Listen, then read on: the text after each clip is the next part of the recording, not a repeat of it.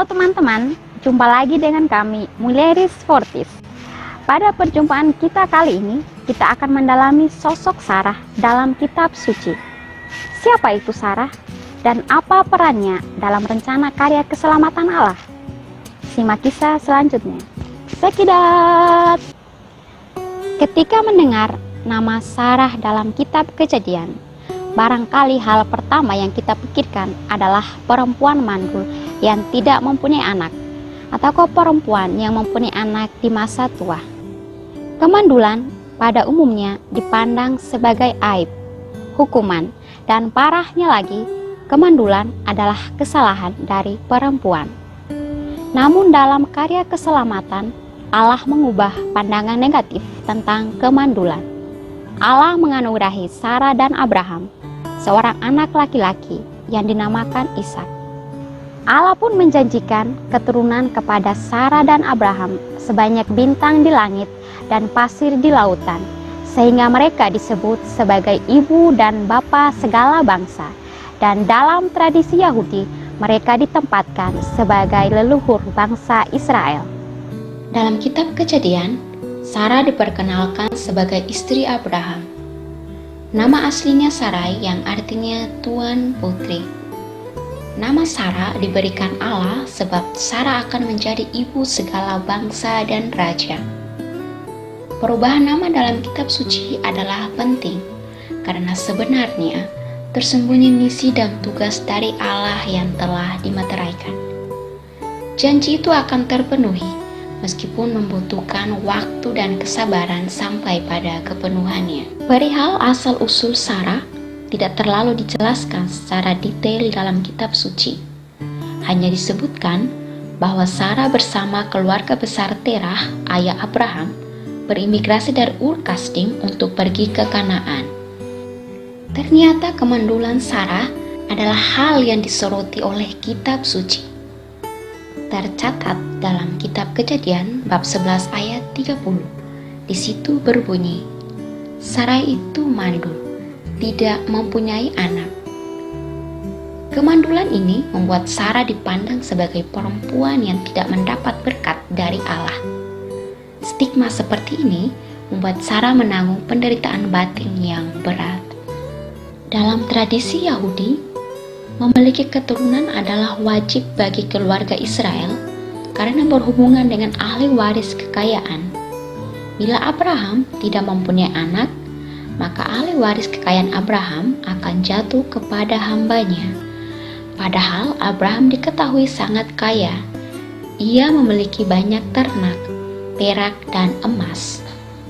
Karena tidak memiliki anak kandung, maka Abraham dan Sarah mencari anak yang bisa diadopsi dan nantinya akan dijadikan ahli waris. Pada zaman itu, memang sudah berkembang kebiasaan untuk mengadopsi seorang anak yang nantinya akan menjadi ahli waris jika yang bersangkutan tidak dapat melahirkan. Bahkan, dalam sejumlah kontrak perkawinan terdapat semacam kesepakatan bahwa jika pasangan perempuan tetap mandul setelah beberapa tahun yang ditentukan, perempuan itu akan memberi suaminya kepada hamba perempuan untuk memperoleh anak. Hamba itu bisa diperoleh dari bagian mas kawin istri atau dibeli karena tujuan tersebut.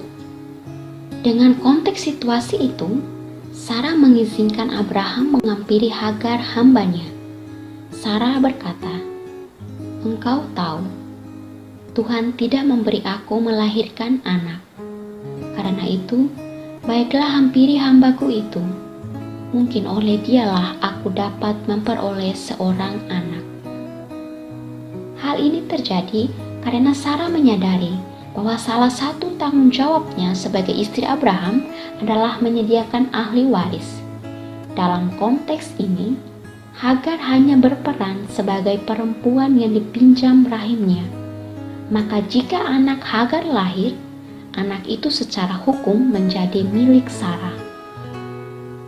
Keputusan untuk mengadopsi anak bukan semata-mata karena Abraham dan Sarah tidak sabar untuk menanti kegenapan janji dari Allah akan keturunan yang tak terhitung banyaknya.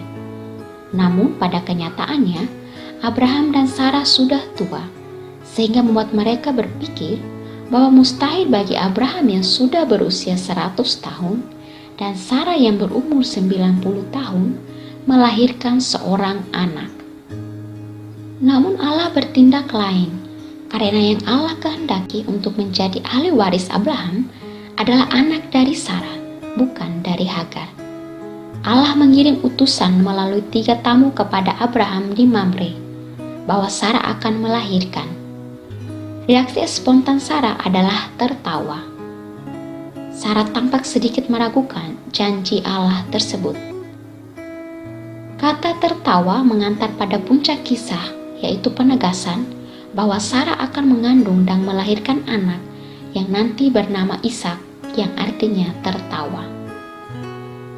Janji Allah kepada Sarah mulai menjadi kenyataan setelah Sarah mengandung.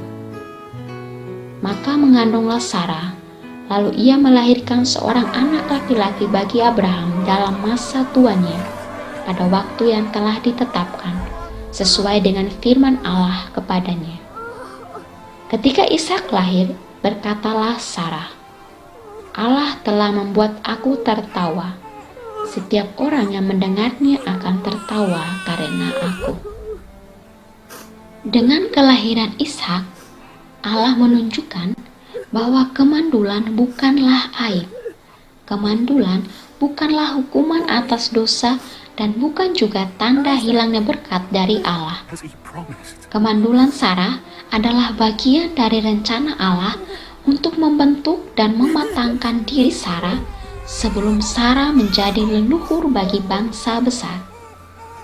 Kemandulan mengajari Sarah bagaimana bertahan dalam kekurangan.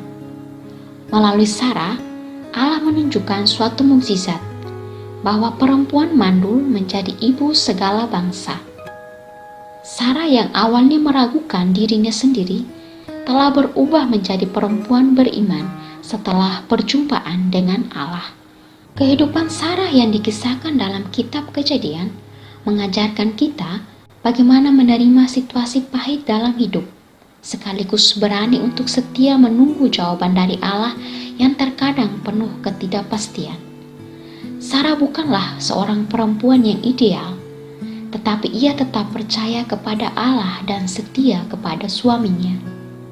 Sarah adalah sosok perempuan yang sabar dan penuh iman. Sarah percaya bahwa Allah dapat mengubah segala kesedihan dan penderitaannya menjadi sukacita. Mukjizat Allah nyata kepada Sarah karena dia percaya. Sarah mengajari kita bahwa Allah punya waktunya sendiri yang tidak bisa disamakan dengan kalender manusia. Waktu Allah selalu yang terbaik.